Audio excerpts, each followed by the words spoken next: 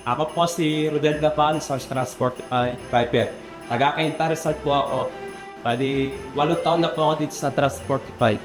Araw-araw po ako kumabiyahe sa Transportify. Isang araw, nakakalimang hanggang 6 na booking po ako dito. Kumabiyahe po ako sa Transportify para sa pamilya ko, para kumita po ako dito. Maganda at masaya. Siyempre, nabibigay wala ito pangangailangan ng anak ko. Siyempre, sa pamilya, ibigay ko yung gusto nila.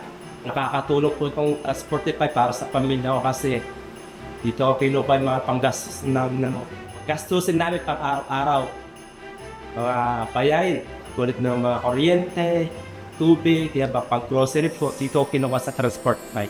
Siyempre, masaya. At itong dating na araw ng Pasko, maraming booking. Siyempre, malaki ang kita.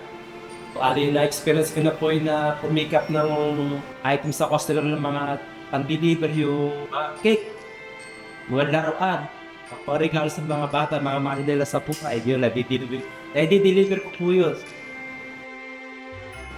Para sa mga kapwa ko driver, dito na po kayo sa Transportify kasi dito, magkita po kita dito.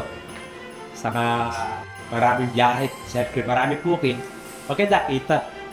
Para sa mga customer po, maraming salamat po sa pagtitiwala sa Transportify. Dahil sa inyo, nakakakuha kami ng maraming booking. Para sa pamilya ko, siyempre, masaya din tayong lahat. Siyempre, darating ng Pasko, maraming biyahe.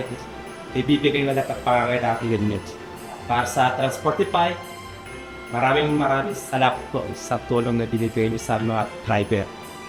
Dahil sa inyo, nakukuha namin yung mga pangangailangan po namin. Merry Christmas po sa inyo lahat.